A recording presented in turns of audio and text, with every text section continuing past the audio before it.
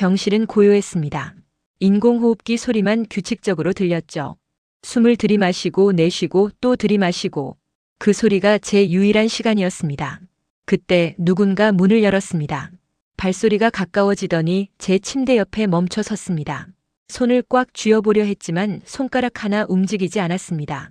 그저 눈만 감긴 채 어둠 속에서 그의 숨소리만 들을 수 있었죠. 그가 제 귀에 속삭였습니다. 제발 좀 죽어라. 그 목소리는 제가 20해 넘게 사랑해온 사람, 제 남편 정우의 목소리였습니다. 그래야 내 인생이 시작돼. 제발 이제 그만 버텨. 제 눈이 움직였습니다. 희미하게 정말 아주 조금. 하지만 남편은 몰랐습니다. 그는 제가 들을 수 있다는 걸, 느낄 수 있다는 걸 몰랐죠. 그날 밤 나는 결심했습니다. 살아 돌아오겠다고.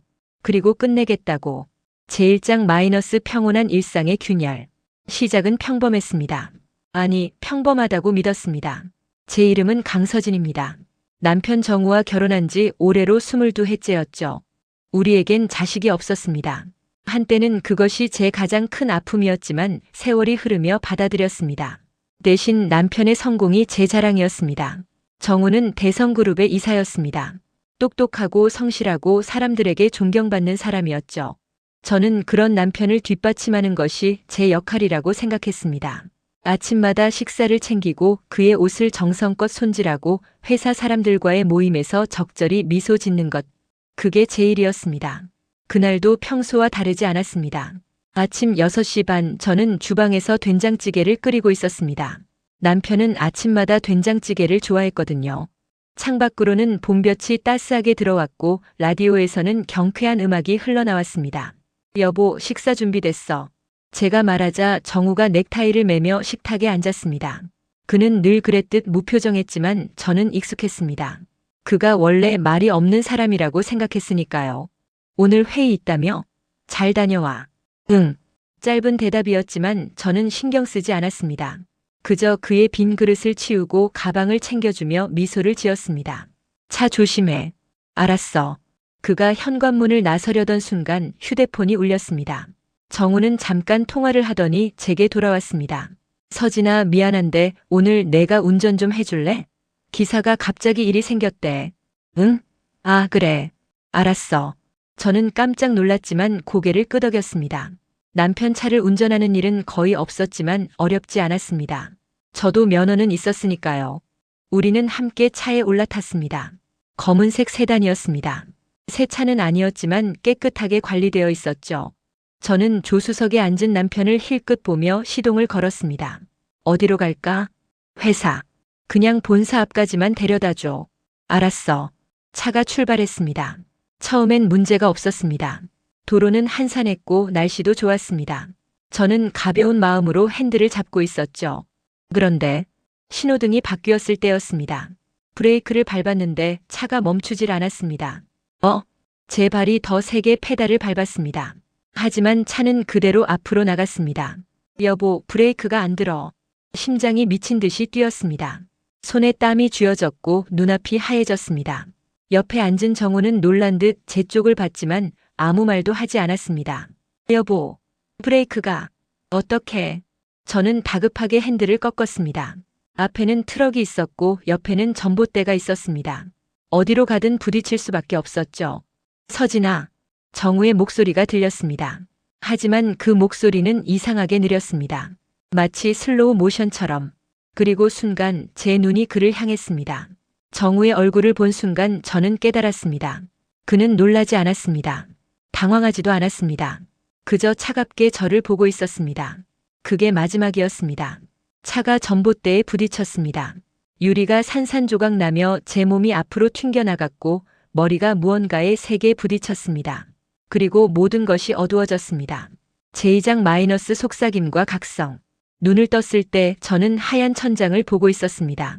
아니, 정확히는 눈을 뜬 게 아니었습니다. 눈꺼풀이 무거웠고 몸은 전혀 움직이지 않았습니다. 다만 희미하게 빛이 보였고 소리가 들렸습니다. 환자분 상태는 아직 위중합니다. 뇌에 타박상이 심해서요. 누군가의 목소리였습니다. 의사인 것 같았습니다. 언제쯤 깨어날까요? 이번엔 남편의 목소리였습니다. 정우였습니다. 글쎄요, 일주일 안에 깨어나지 않으면 좀 걱정입니다. 그렇군요. 정우의 목소리는 침착했습니다. 걱정스러운 남편의 목소리가 아니었습니다. 그저 무덤덤했습니다. 발소리가 멀어졌습니다. 문이 닫히는 소리가 들렸습니다. 그리고 정적이 흘렀습니다. 저는 그대로 누워 있었습니다. 눈을 뜨고 싶었지만 뜨지 않았습니다. 손을 움직이고 싶었지만 움직이지 않았습니다. 다만 귀만 또렷하게 살아 있었습니다. 얼마나 시간이 흘렀을까요?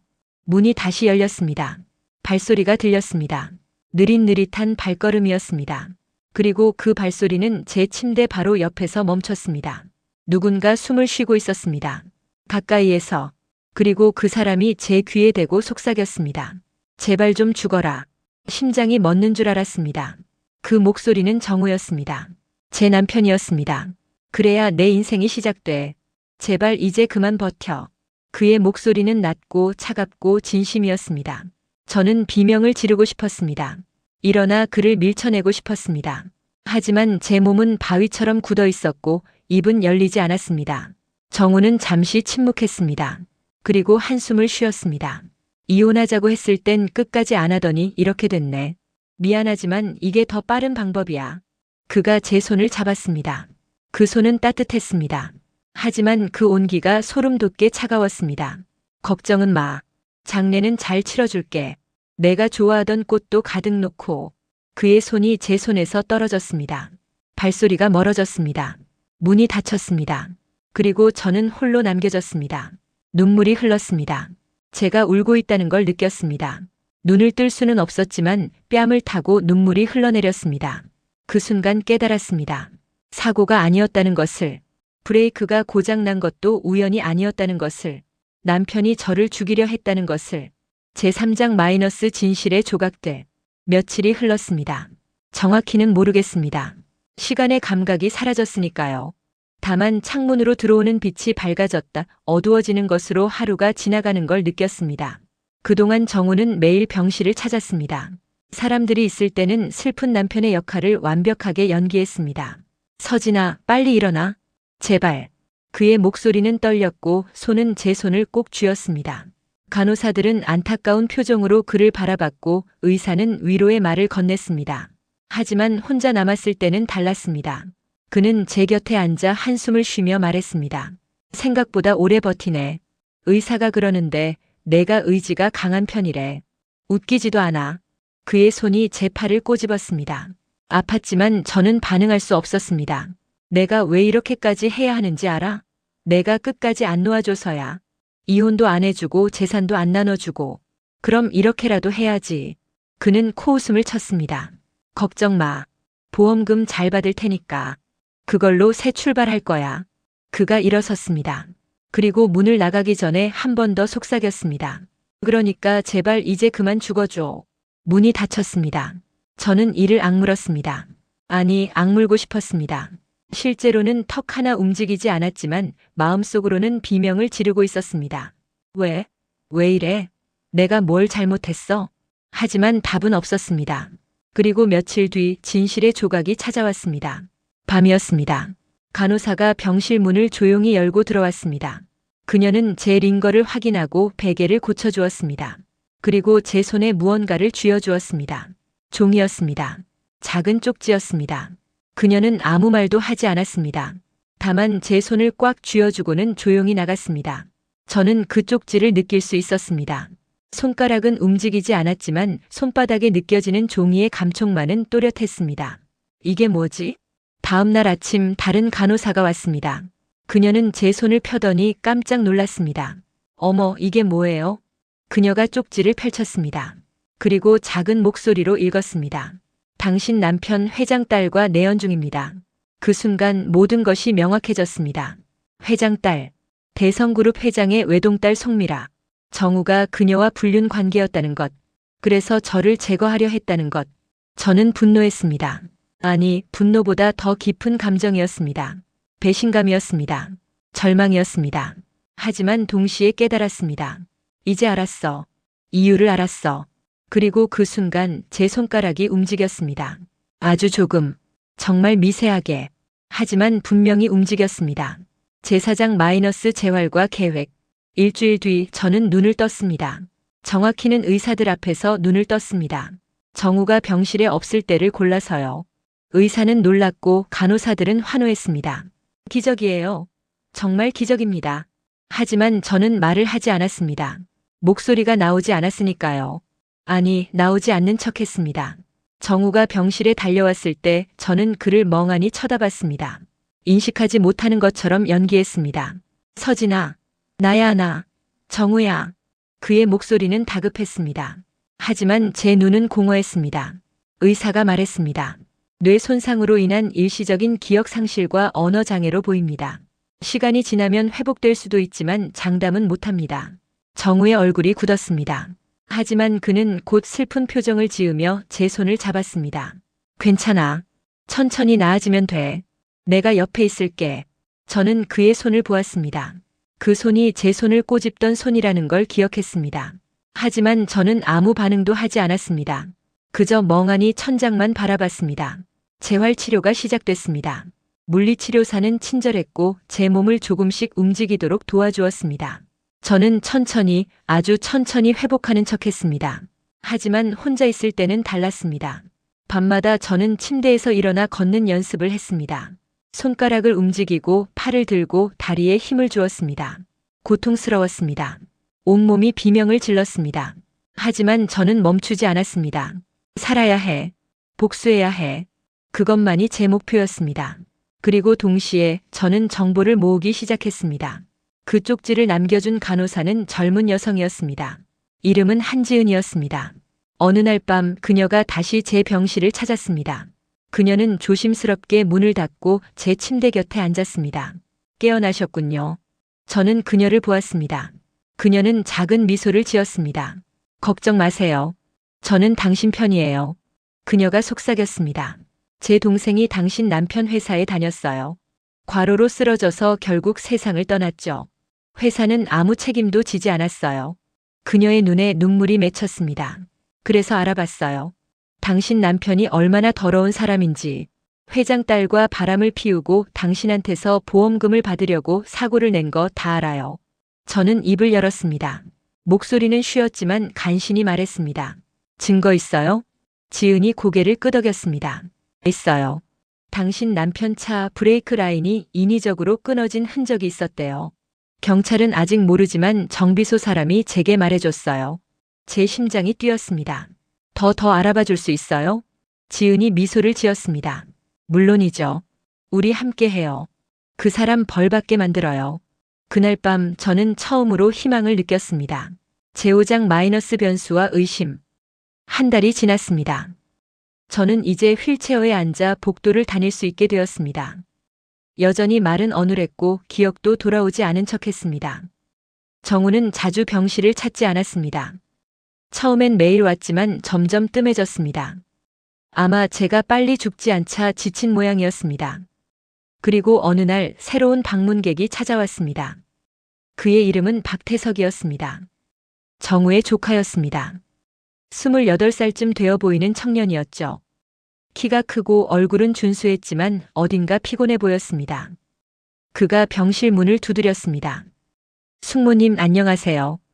저는 고개를 돌려 그를 보았습니다. 그는 어색하게 미소 지으며 꽃다발을 내밀었습니다. 뵙기 처음이죠? 저 태석이라고 해요. 삼촌 아니 정우 이사님 조카예요. 저는 아무 말도 하지 않았습니다. 다만 그를 멍하니 바라봤습니다. 태석은 의자를 끌어당겨 앉았습니다. 그리고 한참을 망설이다 입을 열었습니다. 숙모님 삼촌이 좀 이상해요. 제 눈이 그를 향했습니다. 태석은 고개를 숙였습니다. 최근에 삼촌이랑 회장님 따님이 자주 만나는 걸 봤어요. 그리고 숙모님 사고 전날 밤 삼촌이 정비소에 다녀온 걸 알고 있어요. 제 심장이 쿵 하고 뛰었습니다. 태석이 조용히 말했습니다. 저는 삼촌을 좋아했어요. 존경했고요. 근데 요즘 삼촌 모습이 너무 이상해요. 혹시 숙모님 사고가 정말 사고가 맞는지. 그가 말을 멈췄습니다. 그리고 저를 보았습니다. 숙모님 혹시 기억나세요? 사고 나기 전 일? 저는 그를 가만히 보았습니다. 이 사람은 적일까 아군일까? 정우가 보낸 걸까 아니면 정말 진심일까? 저는 신중하게 입을 열었습니다. 모르겠어요. 다 기억 안 나요. 태석은 실망한 듯 고개를 끄덕였습니다. 그렇군요. 죄송해요. 이상한 질문 드려서. 그가 일어섰습니다. 하지만 문을 나가기 전에 돌아서며 말했습니다. 숙모님 조심하세요. 삼촌이 아무것도 아니에요. 그는 문을 닫고 나갔습니다. 저는 그의 뒷모습을 보며 생각했습니다. 이 사람 이용할 수 있을지도 몰라. 그날 밤 지은이 다시 찾아왔습니다. 그녀는 긴장한 표정으로 제 침대 옆에 앉았습니다. 중요한 정보가 있어요. 그녀가 작은 목소리로 말했습니다. 당신 남편이 대성그룹 비자금을 빼돌리고 있어요. 회장 딸과 함께요. 제 눈이 커졌습니다. 얼마나 큰 금액이에요. 수십억 원 규모예요. 그리고 그 돈으로 해외에 페이퍼 컴퍼니를 만들어서 자금을 세탁하고 있어요. 저는 숨을 멈췄습니다. 이건 단순한 불륜이 아니었습니다. 횡령이었습니다. 범죄였습니다. 증거는 있어요? 지은이 고개를 저었습니다. 아직은 없어요. 하지만 정비소 사장님이 도와주기로 했어요. 그분이 당신 남편 차 정비 기록을 다 가지고 있대요. 그리고 또 지은이 멈칫했습니다. 당신 남편 회사 내부 고발자가 있어요. 그 사람이 저한테 연락을 해왔어요. 비자금 증거 서류를 가지고 있대요. 제 손이 떨렸습니다. 누구예요? 그 사람? 잘 모르겠어요. 익명으로만 연락이 와서요. 하지만 다음 주에 만나기로 했어요. 저는 천천히 고개를 끄덕였습니다. 조심해요. 정우는 위험한 사람이에요. 지은이 제 손을 꽉 쥐었습니다. 걱정 마세요. 우리가 이길 거예요. 제6장 마이너스 사라진 증거. 다음 주가 되었습니다. 지은이 약속한 내부 고발자를 만났습니다. 그리고 중요한 서류들을 받았습니다. 그날 밤 지은은 흥분한 표정으로 제 병실에 왔습니다. 받았어요. 비자금 관련 서류 다 받았어요. 그녀가 가방에서 서류 뭉치를 꺼냈습니다. 이것만 있으면 당신 남편은 끝이에요. 회장 딸도요. 저는 서류를 보았습니다. 송금 내역, 계좌 정보, 회의록 모든 것이 담겨 있었습니다.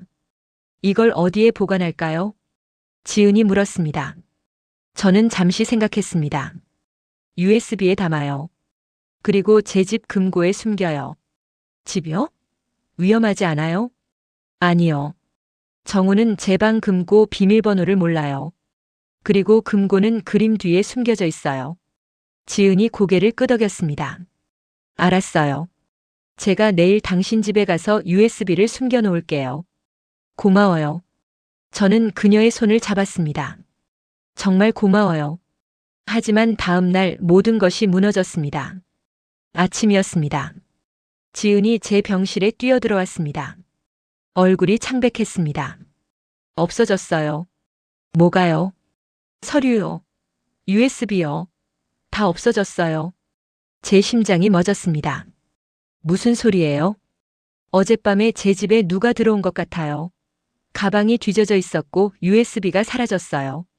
저는 멍해졌습니다. 어떻게 알았죠? 지은이 고개를 저었습니다. 모르겠어요. 하지만 분명 당신 남편 쪽 사람이에요. 제 머릿속이 복잡해졌습니다.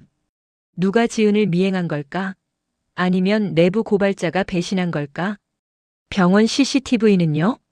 지은이 고개를 끄덕였습니다. 확인해 볼게요. 그날 오후 지은이 다시 왔습니다. 그녀의 얼굴은 더욱 굳어 있었습니다. 봤어요, CCTV. 누구였어요? 지은이 제 눈을 보았습니다. 당신 남편이에요. 제 숨이 멎었습니다. 정우가 어젯밤 이 병실에 들어왔어요. 당신이 잠들어 있을 때요. 제 손이 떨렸습니다. 그리고 당신 가방을 뒤졌어요. 뭔가를 찾는 것처럼요. 저는 가방을 보았습니다. 제 작은 핸드백이었습니다. 그 안에는 지은이 준 명함과 메모가 들어 있었습니다. 혹시 명함을 봤을까요? 지은이 고개를 끄덕였습니다. 아마도요. 그리고 제 집 주소도 알아낸 것 같아요. 저는 절망했습니다. 모든 계획이 무너졌습니다. 증거도 없고 이제 정우는 우리를 의심하고 있었습니다. 그날 밤 정우가 병실을 찾았습니다. 그는 평소와 달리 차가운 표정이었습니다. 아무 말 없이 제 침대 옆에 섰습니다. 서진아. 저는 그를 보았습니다. 내가 뭘 하려는지 다 알고 있어. 제 심장이 쿵 하고 뛰었습니다. 그 간호사랑 짜고 있지? 증거를 모으고 있지? 저는 아무 말도 하지 않았습니다. 정우가 비웃었습니다. 쓸데없는 짓 하지 마. 넌 이미 끝났어. 내가 뭘 해도 소용없어. 그가 제 손을 잡았습니다. 이제 곧 내 보험금이 들어와. 그럼 나는 미라랑 새 출발을 해. 넌 그냥 여기서 조용히 사라지는 게 나아. 그가 제 귀에 속삭였습니다. 더 이상 버티지 마. 내가 도와줄게. 그 순간 저는 느꼈습니다. 그의 손에서 뭔가 차가운 것을. 주사기였습니다. 제7장 마이너스 위기와 선택. 제 몸이 굳었습니다. 정우는 제 팔을 잡았습니다. 그리고 주사기를 천천히 제 정맥 쪽으로 가져갔습니다. 미안해. 하지만 이게 최선이야. 저는 비명을 지르고 싶었습니다. 하지만 목소리가 나오지 않았습니다. 주사기 끝이 제 피부에 닿았습니다. 바로 그 순간 삼촌 문이 벌컥 열렸습니다. 태석이었습니다. 정우는 깜짝 놀라 주사기를 떨어뜨렸습니다. 주사기는 바닥에 굴러떨어졌습니다. 태석아 넌 왜 여기? 태석은 숨을 헐떡이며 정우를 보았습니다. 삼촌 지금 뭐 하시는 거예요? 정우는 당황한 표정을 감추며 말했습니다. 아, 이거? 그냥 링거 약을 좀. 거짓말 마세요. 태석의 목소리는 떨렸습니다. 저 다 봤어요. 삼촌이 숙모님한테 뭘 하려는지. 정우의 얼굴이 굳었습니다. 태석아, 넌 모르는 일이야. 어른 일에 끼어들지 마. 싫어요. 태석이 한 걸음 앞으로 나왔습니다. 저 이미 다 알아요. 삼촌이 숙모님 사고 낸 거, 회장님 딸이랑 바람 핀 거, 비자금 빼돌린 거. 정우의 눈이 차갑게 변했습니다. 넌 어떻게? 병원 사람들이 다 알고 있어요. 그리고 저도 조사했어요. 태석이 주머니에서 휴대폰을 꺼냈습니다. 지금 이 순간도 녹음되고 있어요. 삼촌이 숙모님한테 한 말 다요. 정우의 얼굴이 일그러졌습니다. 이 새끼가. 그가 태석에게 달려들었습니다. 두 사람이 몸싸움을 했습니다. 저는 휠체어에서 일어나려 했지만 다리에 힘이 없었습니다. 도와줘요. 도와줘요. 태석이 소리쳤습니다. 간호사들이 달려왔습니다. 보안요원도 왔습니다. 정우는 제압되었습니다. 그날 밤 저는 태석과 단둘이 남았습니다.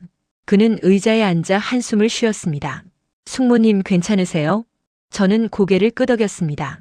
그리고 처음으로 또렷한 목소리로 말했습니다. 고마워요. 태석이 놀란 눈으로 저를 보았습니다. 숙모님 말을 하실 수 있었어요? 네. 사실 깨어난 지 오래됐어요. 태석은 잠시 당황했지만 곧 이해한다는 듯 고개를 끄덕였습니다. 삼촌 때문에 숨기신 거군요. 네. 저는 그의 눈을 보았습니다. 왜 도와줬어요? 당신도 정우 편이 될 수도 있었잖아요. 태석은 쓴웃음을 지었습니다. 저도 삼촌한테 당했거든요. 회사 프로젝트 실패 책임을 제게 뒤집어 씌웠어요. 덕분에 저는 좌천당했고요. 그래서 복수하려고 도운 거예요? 태석은 고개를 저었습니다. 아니요. 그냥 옳은 일을 하고 싶었어요. 숙모님은 아무 잘못이 없잖아요. 저는 그의 손을 잡았습니다. 고마워요. 정말. 하지만 싸움은 아직 끝나지 않았습니다. 정우는 보석으로 풀려났습니다. 그리고 더욱 조심스럽게 움직였습니다. 며칠 뒤 지은이 다급하게 달려왔습니다. 내부 고발자가 또 연락을 했어요. 정말요? 네. 그리고 이번엔 더 확실한 증거를 준다고 해요. USB에 담긴 원본 파일까지요. 저는 희망을 느꼈습니다. 언제 만나요? 내일 밤이요. 병원 뒷문에서요. 저는 고개를 끄덕였습니다. 제가 같이 갈게요. 안 돼요. 위험해요. 괜찮아요. 저도 이제 걸을 수 있어요. 저는 휠체어에서 일어났습니다. 비틀거렸지만 걸을 수 있었습니다. 지은이 놀란 눈으로 저를 보았습니다. 숙모님, 함께 가요. 끝내야 해요. 다음 날 밤이 되었습니다. 저는 지은과 함께 병원 뒷문으로 갔습니다. 태석도 함께였습니다. 어둠 속에서 누군가 기다리고 있었습니다. 그 사람은 모자를 깊게 눌러쓰고 있었습니다. 여기 있어요. 그가 USB를 건넸습니다. 이 안에 모든 증거가 들어있어요. 비자금 계좌, 송금 내역, 회의 녹음 파일까지요. 제가 USB를 받으려는 순간 불빛이 켜졌습니다. 잘들 모였네. 정우였습니다. 그 뒤에는 회장 딸 송미라와 경비원 여럿이 서 있었습니다. 내부 고발자는 우리 사람이었어. 미안하지만 넌 속았어, 서진아. 제 손에서 USB가 떨어졌습니다. 정우가 USB를 주었습니다. 그리고 비웃었습니다. 이제 증거고 뭐고 다 없어. 넌 끝이야. 그 순간 태석이 소리쳤습니다. 지금이에요. 갑자기 사이렌 소리가 들렸습니다. 경찰차가 병원 주차장으로 들어왔습니다. 정우는 당황했습니다. 뭐야 이게? 태석이 미소를 지었습니다. 삼촌, 우리도 준비했어요. 그가 휴대폰을 들어 보였습니다. 지금까지 대화 다 녹음됐어요. 그리고 진짜 USB는 이미 경찰한테 전달됐고요. 정우의 얼굴이 새하얗게 질렸습니다. 경찰이 그에게 다가왔습니다. 정우 씨 횡령과 살인미수 혐의로 체포합니다. 수갑이 채워졌습니다. 제8장 마이너스 새로운 시작. 재판이 시작되었습니다. 법정에는 많은 사람들이 모였습니다. 언론도 회사 사람들도 그리고 정우의 가족들도요. 제가 증인석에 앉았을 때 모두가 숨을 죽였습니다. 저는 이제 휠체어 없이 걸을 수 있었습니다. 비록 천천히 걸었지만 제 힘으로 걸었습니다. 판사가 물었습니다. 증인, 사건 당시 상황을 진술해 주시기 바랍니다. 저는 심호흡을 했습니다. 그리고 말하기 시작했습니다. 저는 강서진입니다. 피고인 정우의 아내였습니다. 제 목소리는 떨렸지만 또렷했습니다. 그날 정우는 제게 운전을 부탁했습니다. 평소에는 기사가 운전을 했는데 그날은 제가 했습니다. 그리고 브레이크가 말을 듣지 않았습니다. 방청석이 술렁였습니다. 사고 후 저는 의식불명 상태였습니다. 하지만 들을 수는 있었습니다. 그리고 정우가 제 귀에 속삭였습니다. 저는 정우를 보았습니다. 그는 고개를 숙이고 있었습니다. 제발 좀 죽어라. 그래야 내 인생이 시작돼. 방청석에서 탄식이 흘러나왔습니다. 저는 그 순간 깨달았습니다. 사고가 아니라 계획된 살인이었다는 것을요. 검사가 물었습니다. 증인, 피고인이 왜 그런 행동을 했다고 생각하십니까? 저는 잠시 멈췄습니다. 그리고 말했습니다. 보험금, 그리고 새로운 여자 때문이었습니다. 송미라가 방청석에서 얼굴을 가렸습니다. 정우는 회사 비자금을 횡령하고 있었습니다. 그리고 그 돈을 송미라와 함께 해외로 빼돌리려 했습니다. 제가 방해가 됐던 거죠. 재판은 길었습니다. 증거들이 제출되었습니다. 증인들이 나왔습니다. 태석도 지은도 정비소 사장도요. 그리고 마지막 날 판사가 판결을 내렸습니다. 피고인 정우는 살인미수, 횡령, 보험사기 혐의로 징역 15년을 선고합니다. 망치가 내려쳤습니다. 정우는 고개를 떨구었습니다. 저는 그를 보았습니다. 한때 사랑했던 사람. 하지만 이제는 낯선 사람이었습니다. 그가 끌려나갈 때 저는 마지막으로 말했습니다. 이제 내가 내 악몽이 돼. 재판이 끝난 후 저는 새로운 삶을 시작했습니다. 이름도 바꾸었습니다. 강서진이 아닌 새로운 이름으로요. 작은 카페를 열었습니다. 바다가 보이는 곳에요. 매일 아침 창문을 열면 파도 소리가 들렸고 햇살이 따스하게 비쳤습니다. 태석은 가끔 찾아왔습니다. 커피를 마시며 이런저런 이야기를 나눴습니다. 그는 이제 새 회사에서 일하고 있었고 행복해 보였습니다. 지은도 병원을 그만두고 다른 길을 걷고 있었습니다. 그녀는 사회복지사가 되었고 어려운 사람들을 돕고 있었습니다. 저는 가끔 창밖을 보며 생각했습니다. 내가 살아남았구나. 그리고 깨달았습니다. 복수는 중요하지 않았습니다. 진짜 중요한 건 다시 살아가는 것이었습니다. 어느 날 한 손님이 카페를 찾았습니다. 나이든 여성이었습니다. 그녀는 조용히 앉아 커피를 주문했습니다. 제가 커피를 가져다 주자 그녀가 미소를 지으며 말했습니다. 주인분, 여기 참 좋네요. 평화로워요. 감사합니다. 혹시 힘든 일 겪으셨어요? 저는 깜짝 놀랐습니다. 어떻게 아세요? 그녀는 제 눈을 보았습니다. 눈을 보면 알아요. 많이 아파봤던 눈이에요. 저는 잠시 망설이다 미소를 지었습니다. 네. 많이 아팠어요. 하지만 이제 괜찮아요. 다행이네요. 그녀가 커피를 한 모금 마셨습니다. 살아남으신 거예요. 그게 가장 중요한 거예요. 저는 고개를 끄덕였습니다. 네, 맞아요. 그날 저녁 저는 바다를 보며 생각했습니다. 나는 살아남았다. 그리고 다시 시작했다. 그리고 그게 제 진짜 복수였습니다. 정우는 감옥에 있었지만 저는 자유로웠습니다. 그는 과거에 갇혀 있었지만 저는 미래로 나아가고 있었습니다. 그게 진짜 승리였습니다. 에필로그. 몇 년이 흘렀습니다. 카페는 작지만 아늑했고 단골 손님들이 생겼습니다. 저는 매일 아침 일찍 일어나 빵을 굽고 커피를 내렸습니다. 어느 날 뉴스를 보다가 정우 소식을 들었습니다. 가석방 신청이 기각되었다는 내용이었습니다. 저는 TV를 껐습니다. 더 이상 그에 대해 생각하고 싶지 않았습니다. 문이 열리며 손님이 들어왔습니다. 어서 오세요. 제가 미소 지으며 인사했습니다. 손님은 젊은 여성이었습니다. 그녀는 카운터에 앉으며 물었습니다. 사장님, 추천 메뉴 뭐예요? 오늘은 딸기 라떼가 맛있어요. 그럼 그걸로 주세요. 저는 딸기 라떼를 만들며 그녀를 보았습니다. 그녀는 창밖을 보며 무언가 생각에 잠겨 있었습니다. 무슨 고민 있으세요? 제가 물었습니다. 그녀가 쓴웃음을 지었습니다. 남편이 바람을 피워서요. 이혼할까 말까 고민 중이에요. 저는 라떼를 그녀 앞에 놓았습니다. 힘드시겠어요? 사장님은 결혼하셨어요? 저는 잠시 망설였습니다. 그리고 대답했습니다. 애썼죠. 하지만 이제는 아니에요. 이혼하셨어요? 비슷한 거요. 그녀가 라떼를 한 모금 마셨습니다. 후회하세요? 저는 고개를 저었습니다.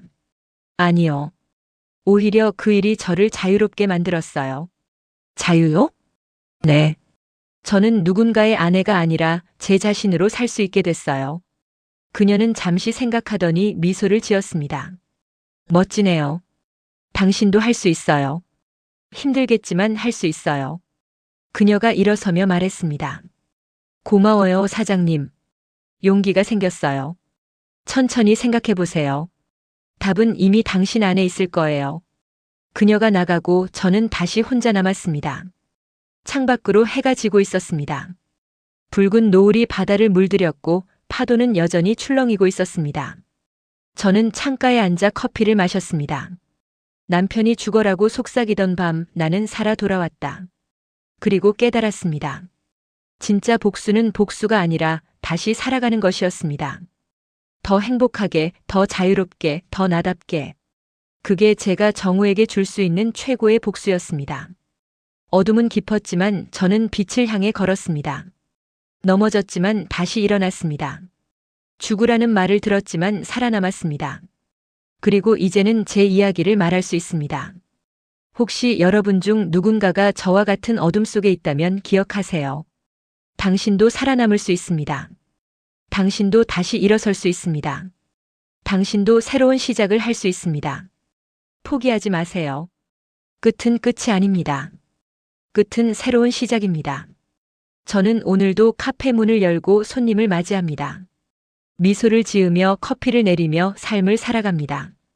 그것이 제 복수이자 제 승리이자 제 행복입니다. 끝. 낭독자를 위한 메모. 이 이야기는 천천히 감정을 담아 읽어주세요. 특히 정우의 속삭임 부분은 차갑게, 서진의 독백 부분은 따뜻하게 읽어주시면 좋겠습니다. 듣는 분들이 서진의 고통을 느끼고 동시에 희망을 느낄 수 있도록 해주세요. 중간중간 쉼을 주며 감정의 변화를 자연스럽게 전달해주세요. 이 이야기를 듣는 모든 분들이 위로받고 힘을 얻으셨으면 좋겠습니다. 감사합니다.